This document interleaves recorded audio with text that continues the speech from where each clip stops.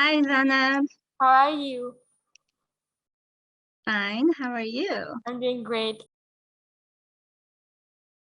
Tina Cho is the author of Rice from Heaven, a picture book from Lil B Books, August 2018, Korean Celebrations, a nonfiction picture book from Tuttle, August 2019, My Breakfast with Jesus, a nonfiction picture book from Harvest House, June 2, 2020, The Ocean Calls, a Mermaid Haenyeo Story from Kokila, an imprint of Penguin Random House, August 4, 2020, and her first middle grade graphic novel, Other Side of Tomorrow by Harper Alley Fall 2024.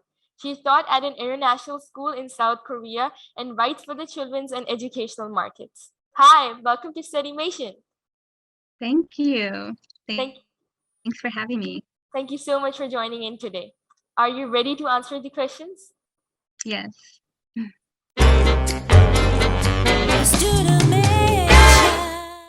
My first question is, what inspired you to become an author?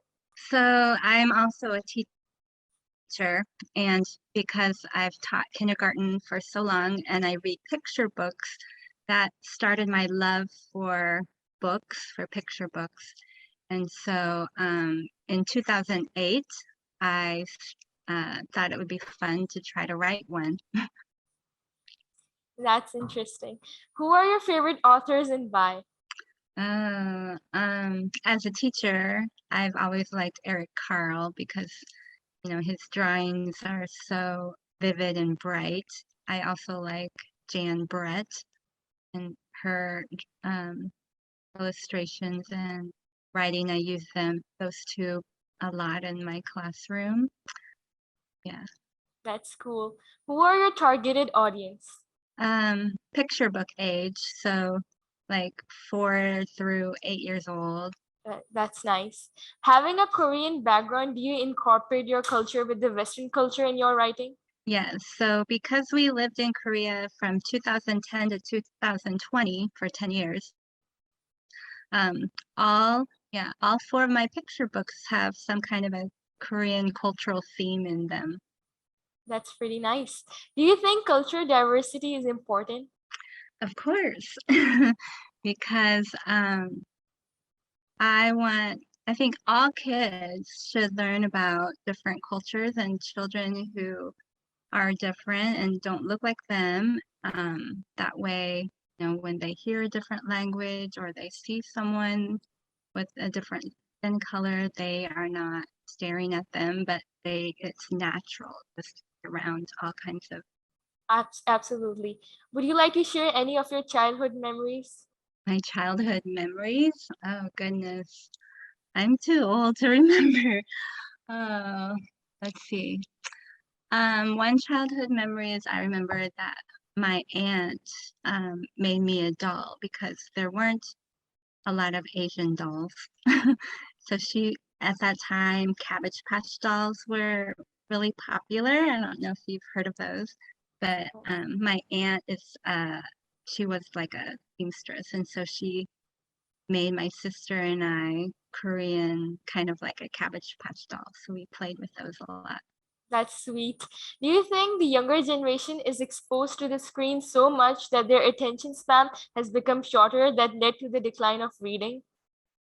Of course, because I teach kindergarten, and so especially through the pandemic, these kids, are screen babies. They're used to being on some kind of a device. So I have to keep things moving in the classroom, changing activities. That's right. Do you prefer paper book or ebook? Paper book, And why definitely. is that so? Because you can hold it and, like when my kids were little, I could hold them on my lap and we can flip the pages and look at the book and you can keep it.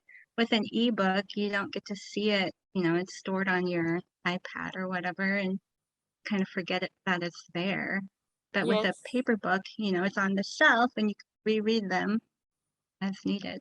And you Yes. can share them with your friends. That's one good thing. Yes, it has its own fun and importance. If you Yeah. ever get a chance, which author would you like to collaborate with? To write with? Ah, I Yes. never even thought about that question. That's interesting. It would have to be probably with another Korean American, so we could share some stories and ideas. Uh, there's a author illustrator. Her name is Autumn Kim, and she has a book called No Kimchi for Me, No Kimchi for Me, I think. Um, she, I gave her an idea of writing about the Lunar New Year, and she now has a book that's coming out about it. So maybe we could come up with some good ideas together. I hope you do. In what positive ways the world is changed after a pandemic? Positive ways? Yes. I think families do more things together. They find more activities aside from just watching movies and sitting in front of the TV, like a lot of families were baking bread together or playing board games, reading books. The sales of books was higher during the pandemic. So I think spending time together as a family in your house or apartment, that took precedent for, You're right. being on screen. Yes. It brought families together. Yes. What advice would you give to the younger generation? I think that the younger generation should read books, monitor your screen time, be with your family and friends, because those are the people who are most important in life, not your phone. Thank you so much for such a great advice. Where can we find your writing? You mean my books? Yes. My books you can find them anywhere that books are sold. If they're not in the store, they can probably order them. You could tell the website. Well, my website is tinamcho.com, and then for each book I have listed like where you could find it.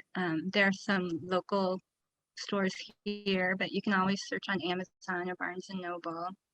Great. With this, we end our chat. Thank you so much for joining in. Okay. It was fun talking to you. Bye. Okay, thank you. Bye.